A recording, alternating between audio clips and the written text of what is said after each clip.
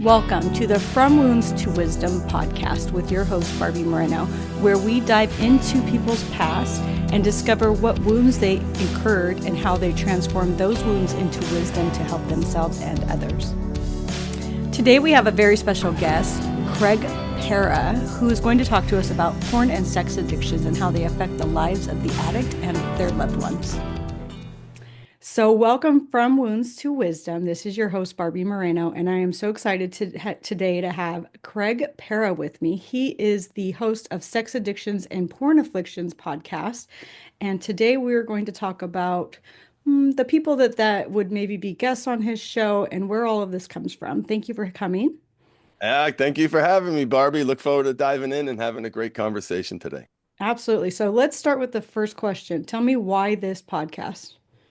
Why sex afflictions and porn addictions? Yes. Well, I founded the Mindful Habit System 13 years ago, and I work with men struggling with sex addiction and porn addiction, drug addiction, alcoholism, all of various forms of compulsive behaviors.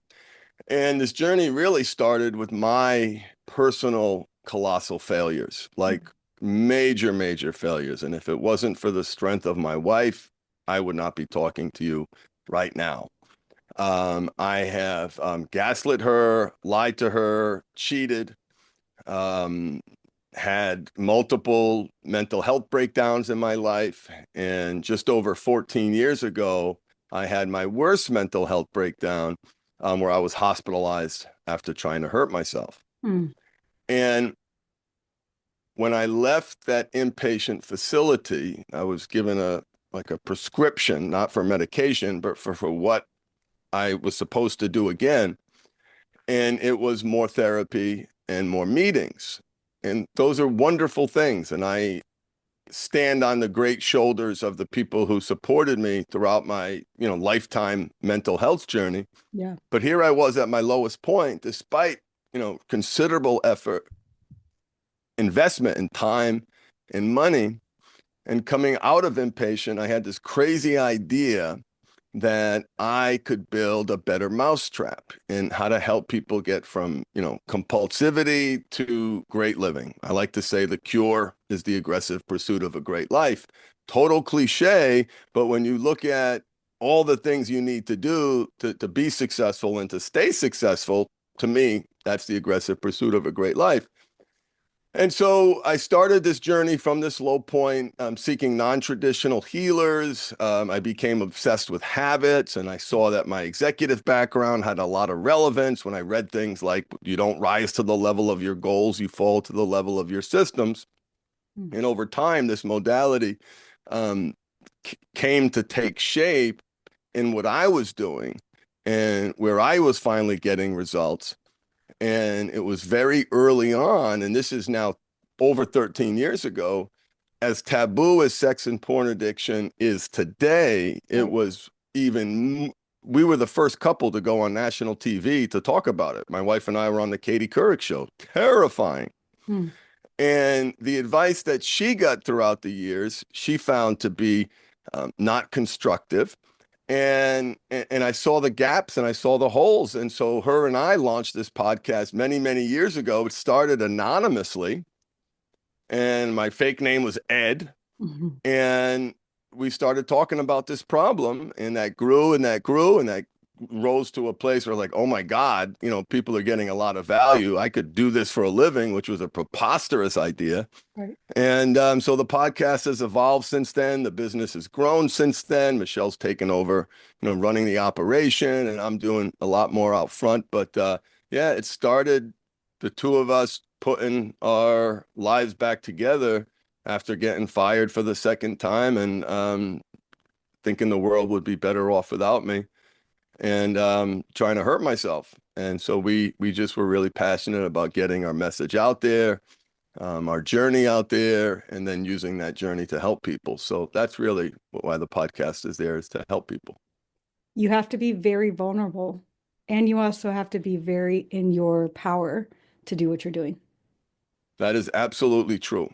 Yeah. Vulnerability is probably the modality, the skill set, but none of that gets embraced without that connection.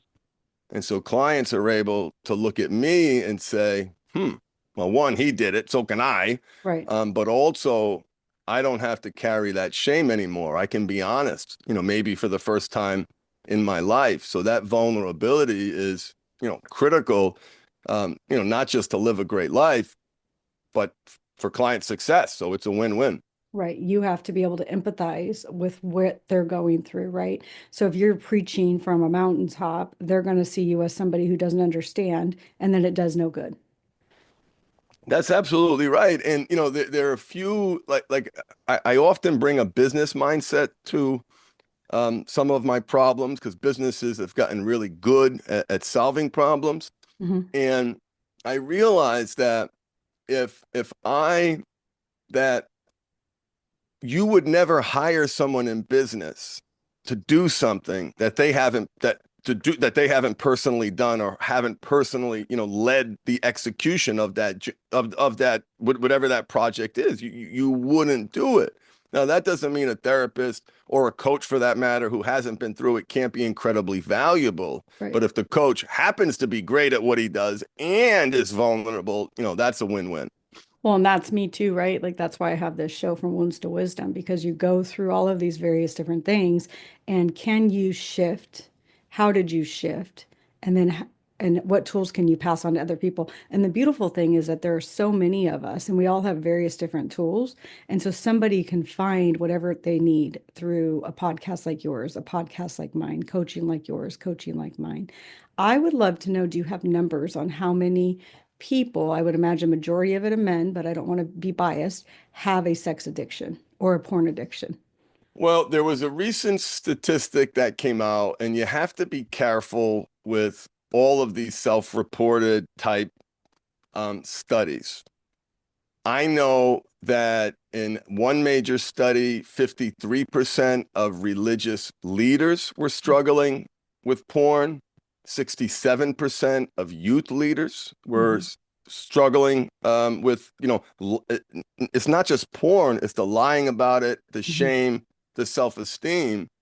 And when you think about, Barbie, the sexually saturated society that we live in, Right. a man can't spend more than 10 minutes on TikTok without getting the most effective, titillating, desirable thirst traps that touch, deep into that evolutionary drive, that wiring for visual stimulation. Back in the old days, you used to have to drive to the bookstore Right. in the And shady have a part of black town. bag. Right. You walk out with a black bag of shame. Walk out with a black bag and hope no one saw you. Right. Now it's next to you, and men and women, but the statistics are men struggle with this more than women, but the numbers of women are skyrocketing as well. And they're wired visually. It's there's an expression in my field. It's every man's battle. And it is certainly every man's battle to be a sexually healthy man of integrity in this day and age when you can get a fake AI girlfriend and have some of the most in-depth, deep conversations. And that's getting ready to go to video. It's going to look like just like I'm talking to you now. Right. People are losing themselves What are in the they? technology. I'm sorry. No, just they're losing themselves in the technology, in unhealthy sexual gratification. And it's normalized. So it's a really, really impacting marriages in a significant way. Well, and also it's actually celebrated, right, through the ways that we see celebrities. But what are they, when people have this addiction, what are they looking for? Because any addiction, you're looking for something, right? Like there was a while I drank way too much alcohol for my own good, and I was looking to numb all of the stress of the day and just numb. So what are people looking for? And I'm sure it's different for everybody, but in general, is there something that they're looking for? Yeah, it is general, and I can speak to the men who cheat, prostitutes, strip clubs. While the sex is a factor, what they're looking for is significance. Yeah. Be validated. Attention, to be desired, to be validated, the reward, the conflict-free, nature of it. And because of their ability to compartmentalize, they can put, wife and family, they'll even justify how this behavior may even be helping, as crazy as that sounds. The justification runs deep. For the porn guys, the guys who become addicted to pornography, they are numbing, coping, and escaping from stress, anxiety, fear, depression, and low self-esteem. And those things can be done through other things like video gaming, right? Yes, Drinking, drugs, obviously. Pure avoidance. Yeah. that's right. And more and more becoming more and more common. So is this addiction becoming more and more common? Oh, it's exploding. It's exploding. And where, maybe a few years ago, because I advertise on Google, so we know, what words people are searching for. Technology addiction, video game addiction, even gambling. Look at the proliferation of gambling. You can't watch a sports game now without realizing how much fun you could be having betting your hard-earned money on Mhm. a game where it is undoubtedly you are going to lose in the long run. That's how it works. How So does, it is exploding. right? How does your wife, how did she not leave you? Well, first, and this worked to my advantage, she could have left me, but she believed she couldn't because I was such in an acute mental health distress to the point where my psychiatrist said, either you walk in there right now from this meeting, from this session that we're having right now, either you go there voluntarily or I'm going to have you picked up. I'm going to Mhm. 5150 you. Yeah. So I went and I was the provider. She was a stay-at-home mom. She Mhm. hadn't worked in over a decade, 15, 17 years, maybe longer. I forget the math. And her initial mission was to get me back on my feet, get me back in a job Mhm. so she wouldn't be screwed. It was self-preservation Mhm. in the beginning. And what I said to myself was that every moment that I am in her presence, I'm going to do everything in my power to show her that I can change, that I can learn, that I can grow. And, that's what I did. We just celebrated 26 years. Congratulations. I would imagine. So one of the rules I live by is it's not personal, right? So your story, your affliction, your pain, it was if she looks at it from it's not personal, it has nothing to do with her. It's not her failure, right? It's not her, she couldn't have done something different. It all has to do with 100% with what you're going through. It doesn't belong to her. Where did it start? That started very, very early. There was almost I perceived it as a detachment. She doesn't. She but it felt like a detachment in the moment. And because I'm a little narcissist and a little borderline, that was like, oh shit, this dynamic that we used to have isn't there anymore. I better up my game. But what she did was very early on, there was something that clicked in her where she realized that this isn't about me. I Right, am married to a mentally ill husband. right, My husband has serious mental health issues. Look at what's happening. right, And that, Barbie, that is that message is the message. The that lesson is the lesson that every partner has to get to yeah, if they want to be healthy long term. And it is a difficult message to deliver. It can be received as invalidating, as blaming, right. and so we've had to come up over the years with a path to bring people to that realization.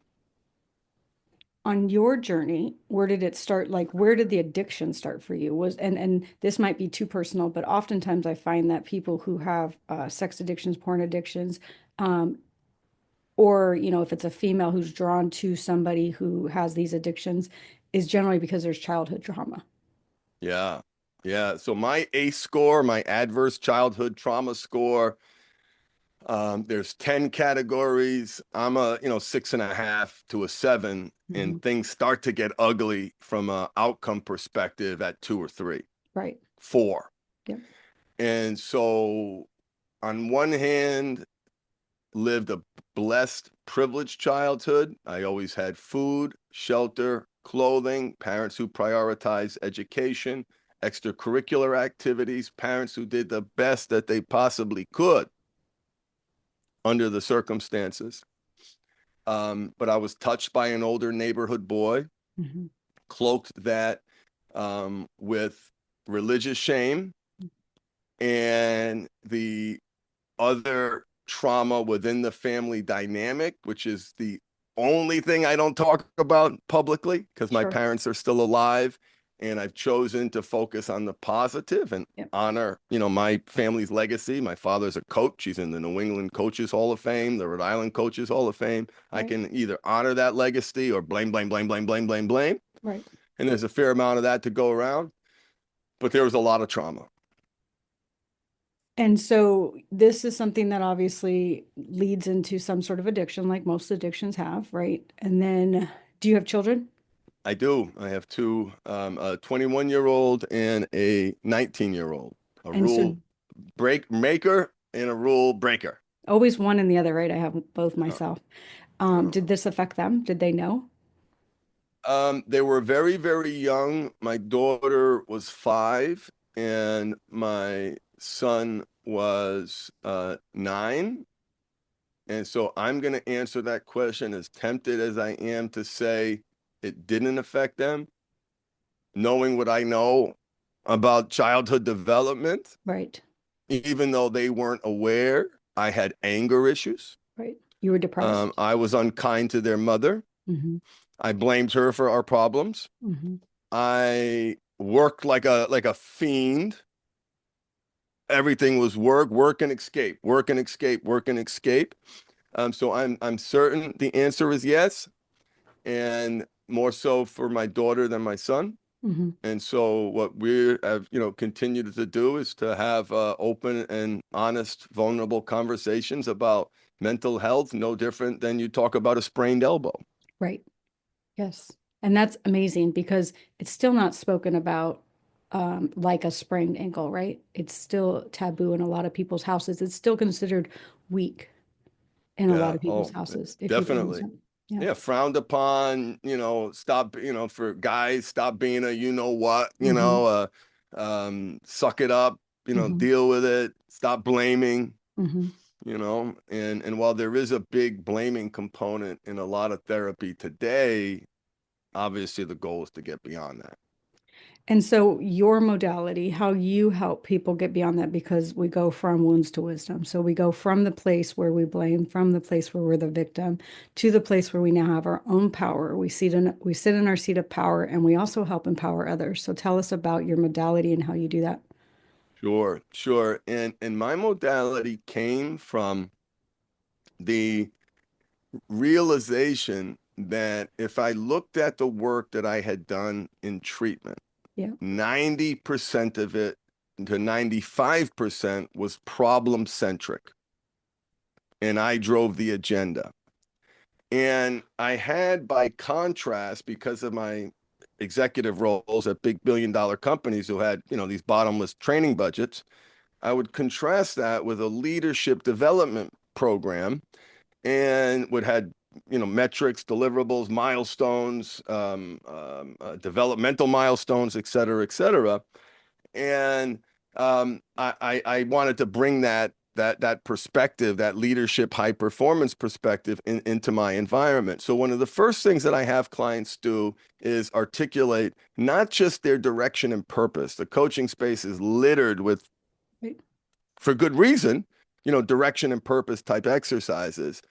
Because of my systems background, how are you going to keep that alive, right? How do you make sure that this doesn't die? And even though it's boring, even though it isn't sexy, even though, everybody wants the deep stuff, if you don't have that plan, you're never going to live. So direction and purpose. We start with direction and purpose. Then there's this risk management exercise, which says, hey, when are you most vulnerable? What are you going to do about it? But where things get interesting for clients is when, instead of identifying all of the bad parts of their addiction, because every addiction program you go into, one of the first exercises, what is the cost of that addiction? How bad does this get if you keep going? Right. And that's leading from a place of fear, albeit it's an important perspective. But my clients already know that. I have them identify the good parts of their behavior, meaning what needs is this behavior meeting? Because I want them focused very, very early on, like we talked earlier, this behavior is meeting very important needs. Right. And if you don't understand what those needs are, you're never going to get those needs met proactively. So I'll pause there, and there's three more important components that I'm happy to share with you, but just to see if you have any questions about that. Yeah, I mean, so not necessarily the modality, but how do you bring back the intimacy in your relationship after what would feel like, to most people, a betrayal like that? Oh, a profound betrayal. And it's why our program, we include the support for the spouse, Barbie, because if you've got someone devastated, broken, and betrayed, and I don't care how much emotional intelligence the guy accumulates, right? That those wounds need to be treated. So we treat both. Um, the I like to say you can't give what you don't have. Right. And most of my clients, some of them being some of the most successful people on the planet, professional athletes, people in the public eye, people who have lives that we could only dream of, deep down inside, they hate themselves. Mm-hmm. So that intimacy, if you will, has to start from within before you can give that to someone else. And in my clients, both the men and the women, those walls are so deep. Those walls are the reason for the distance that exists in the relationship in the first place. Mm-hmm. So understanding the protective, why do we put up walls? To protect. Understanding the protective nature of those walls, the origin story, the family of origin, the childhood stuff, Right. and then coming up with a way to meet each other at that conflict point when each person is dysregulated. And we call it the emotional safety exercise, one of the most important exercises in the program. Where do you feel safe? How does it make you feel? Where don't you feel safe? How does it make you feel? And what do you want your partner to help you in that moment of dysregulation? How are you going to work together? Because you're never going to get rid of conflict in a relationship. Now, when that conflict is saturated or infected by those deep wounds, safety is the most important word probably in my vocabulary. I used to think it was love, but you can't have that unless you feel safe. Agreed. And you say that you asked the question, how does this make you feel? What I have learned is that there are many people who don't know how they feel. Exactly. Yeah. So then you have to teach them how to recognize what their feelings are. So it's a very deep process. A deep process, and it's an identity journey.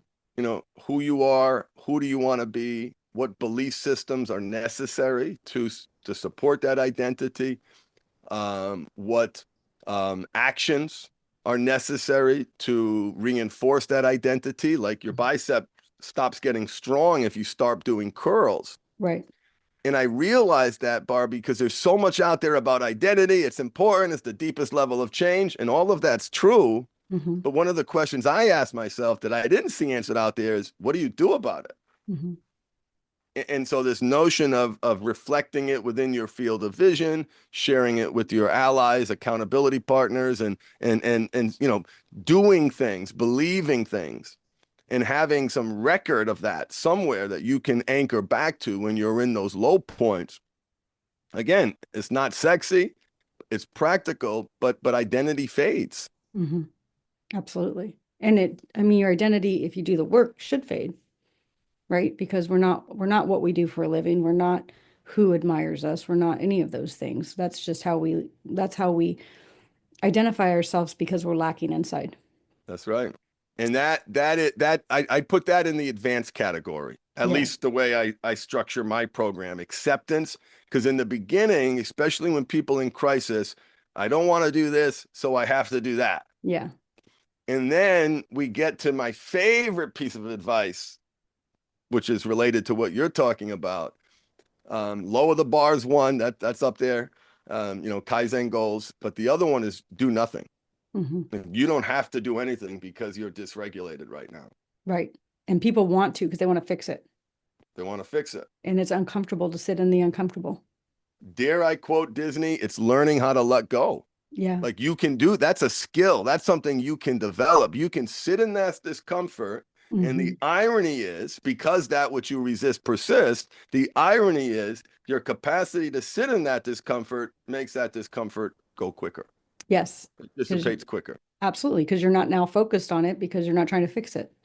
Right. Love that. Let's talk to the women who just basically say they're married to a man or they're in a relationship with a man and he is watching porn and he is going to occasionally with his friends the strip clubs, and this really bothers the woman. She feels like it is a betrayal to her. Most women are going to say you can't do that. They're just going to order them. You can't do that. But we all know that you can say that to somebody, but nobody knows what you're really doing in your own time, in your own space. And most likely, if you say you can't watch porn, they're not going to listen to you. They're just going to hide it more, right? So what's the solution to that? Yeah, it's standing why you believe it's bad. You know, we're living in an interesting time because, and it's one of the big cognitive distortions in our time. And I'm speaking for my clients only. So, you know, I know there's exceptions to every rule, right? But every one of them, there is a man who in some capacity has been engaging in some behavior and lying about it since he was a child. And has continued in secret. I'm not discounting the harm. We're not talking about that now. We're just this reality. Then we can speak to porn specifically, and then and a culture of do it, go get her, get the girl, go have sex, right?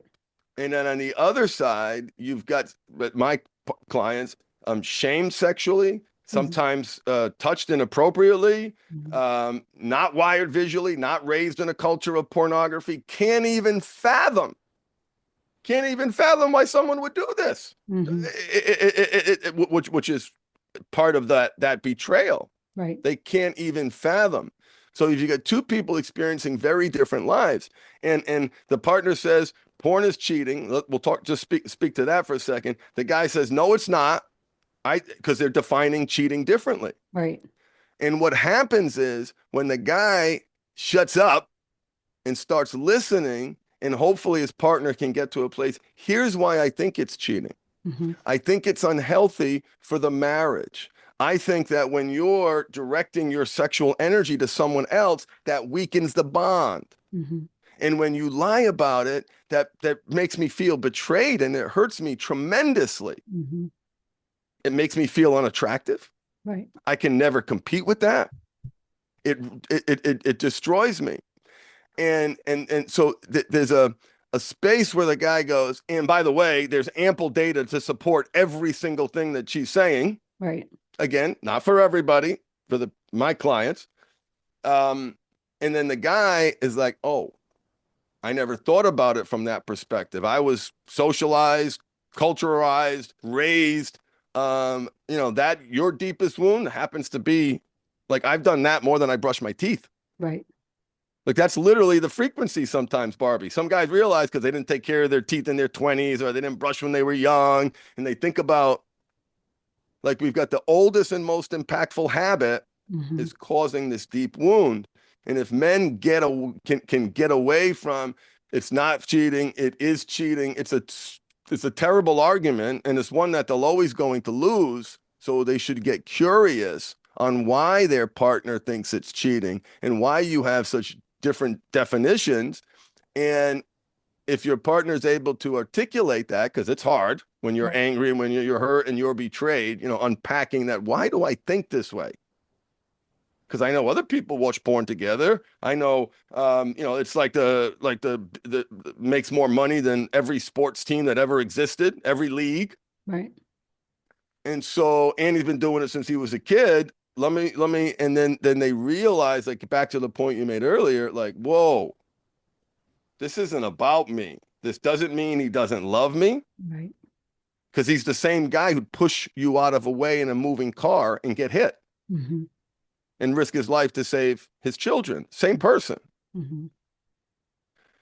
And so when the guy asks those questions and the partner is able to articulate that reason, it becomes a really powerful opportunity to say, hey, let's reflect on the literature. It does say that when couples, there's a study, Barbie, that someone wrote.